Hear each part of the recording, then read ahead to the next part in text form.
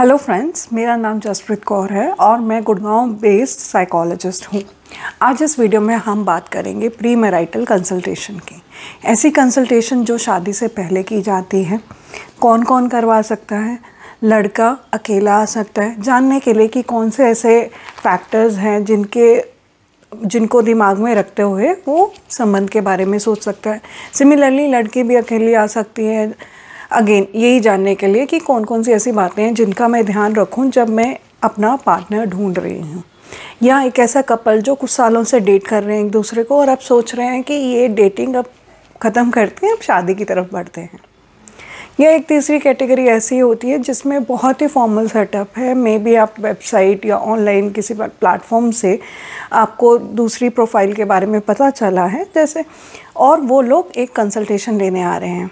ये कैसे हो सकता है कि लड़का अपनी फैमिली के साथ आ रहा है और साथ में लड़की अपनी फैमिली के साथ आ रही है। इस कंसल्टेशन का प्रोसेस क्या होता है कि कंसल्टेंट की प्रेजेंस में एक बिल्कुल कंफर्टेबल इन्वायरमेंट में, जहाँ पे रिलैक्स है, हंसी मजाक चल रहा है, थोड़ा खाने पीने का, चाय, हल्की स्नैक्स चल रही हैं, साथ ही नॉन जजमेंटल इन्वायरमेंट में कुछ ऐसे टॉपिक्स के बारे में बात की जाती है जो हम लोग प्रोफेशनली समझते हैं कि ये बहुत ज़रूरी चीज़ें हैं जिनके बारे में शादी से पहले ही क्लैरिटी मिल जानी चाहिए।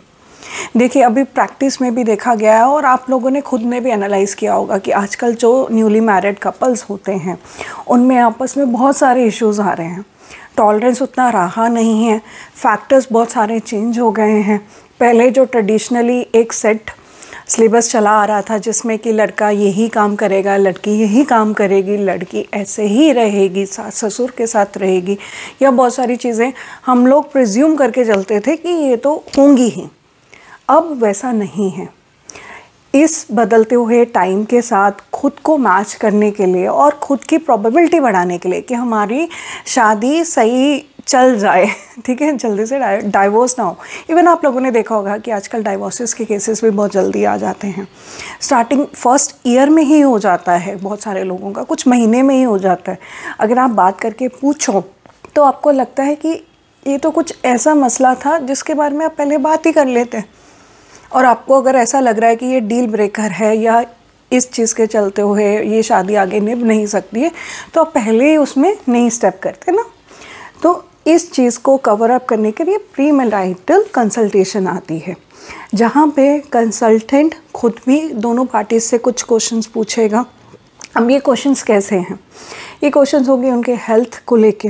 आजकल बहुत सारी ऐसी डिजीज़ आ गई हैं, रादर हम में अब नॉलेज हो गई है कि कुछ कपल्स को तो शादी करनी ही नहीं चाहिए। RH फैक्टर उसमें एक चीज़ हो जाती है, ठीक है। ब्लड ग्रुप का एक फैक्टर होता है RH।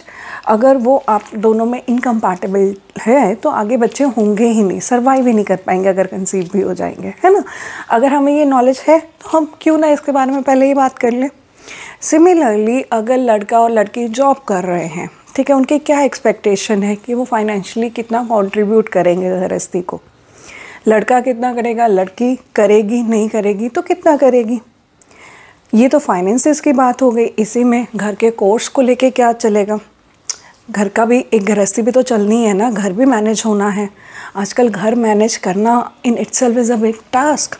बहुत सारी चीज़ें पहले परसीव की जाती थी कि बच्चों को आती है, सिंपल चीज़ें जैसे कि किचन कैसे सेटल करना है, कुकिंग कैसे करनी है, या फॉर दैट सेक अपनी अलमीरा कैसे लगानी है, या कपड़े कैसे धोने हैं। आजकल आप ये चीज़ें प्रिज्यूम नहीं कर सकते कि दूसरी पार्टी को आती होगी। दूसरी पार्टी यहाँ पे ज़रूरी नहीं कि लड़की को ही आती होगी, आजकल लड़कों को भी आनी चाहिए दोनों चीज़ें, है ना। तो ये सब चीज़ें, ये सब बातें हम प्री मैरिटल कंसल्टेशन में बैठ के आराम से बातें कर लेते हैं ताकि दोनों पार्टीज़ अपने जेन्युइनली अपने आंसर्स दे सकें और अपने कंसर्न्स भी पूछ सकें।